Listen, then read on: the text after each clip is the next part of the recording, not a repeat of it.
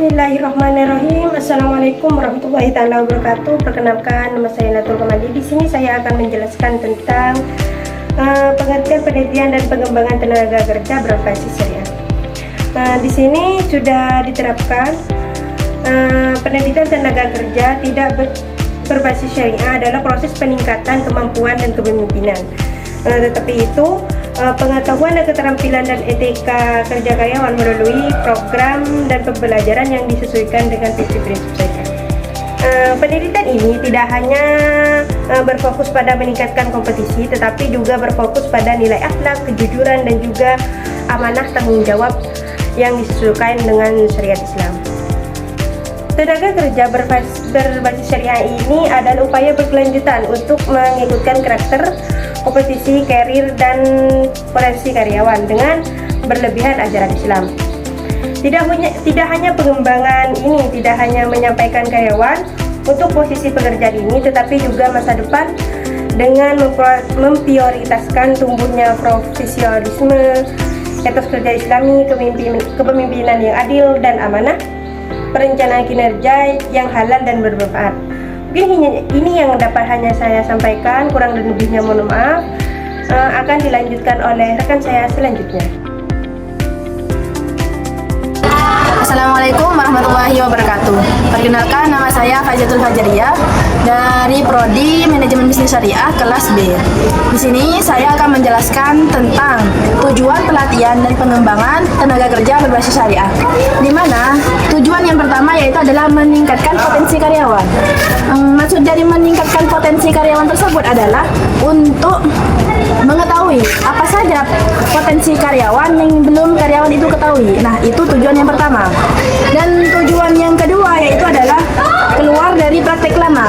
Maksud dari keluar dari praktek lama tersebut adalah pelatihan dan pengembangan di sini adalah untuk mengembangkan atau bisa membuat karyawan tersebut tahu tren-tren yang baru sehingga bisa menerapkan pada perusahaan yang dia kerjakan sekarang. Nah, itu dari tujuan yang kedua, itu keluar dari praktek lama. Dan yang ketiga yaitu mengurangi konfrontasi dan dengan permasalahan.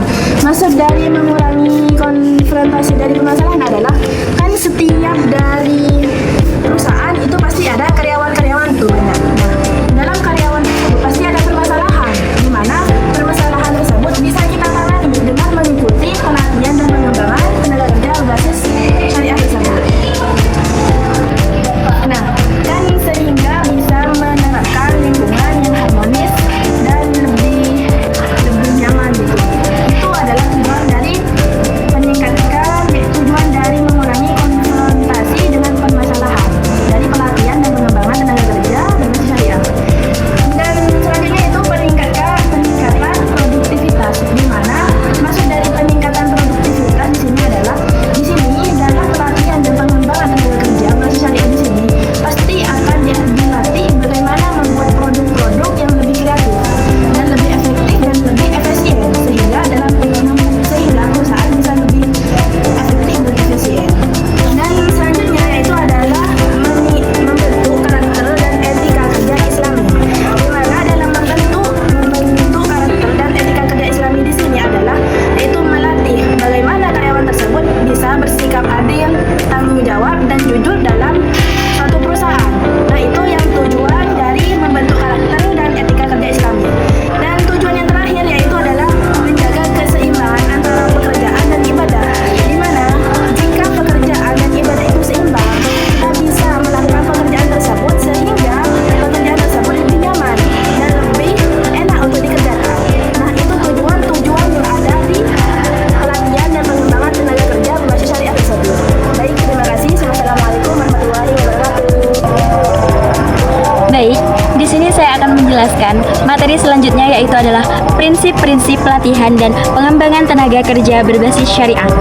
Yang pertama, keadilan dan kejujuran, di mana memberikan perlakuan adil kepada semua peserta pelatihan tanpa mendiskriminasi mereka dengan mengedepankan kejujuran dalam proses pelatihan dan pengembangan.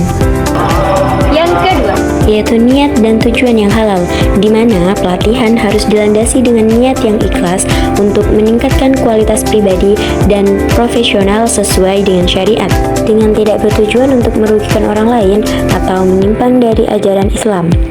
Yang ketiga, kepatuhan terhadap syariat, di mana materi dan metode pelatihan harus sesuai dengan prinsip syariah, menghindari hal-hal yang dilarang atau haram seperti riba, judi, dan konten yang bertentangan dengan nilai Islam, dengan memastikan pengembangan kompetensi tidak melanggar nilai-nilai moral dan etika Islam. Yang keempat, keberlanjutan dan berkah, di mana pelatihan diarahkan untuk menciptakan keberkahan dan manfaat jangka panjang, bukan hanya sekedar keuntungan sesaat, namun juga menanamkan nilai keberkahan dalam setiap aspek pengembangan tenaga kerjanya. Yang kelima, keseimbangan dunia dan akhirat, di mana mengintegrasikan aspek spiritual dan duniawi dalam pelatihan, sehingga tenaga kerja tidak hanya kompeten secara teknis, tetapi juga berakhlak mulia, dengan membentuk insan kamil yang seimbang antara keilmuan dan iman mereka. Baik, sekian materi yang dapat kami sampaikan. Assalamualaikum warahmatullahi wabarakatuh.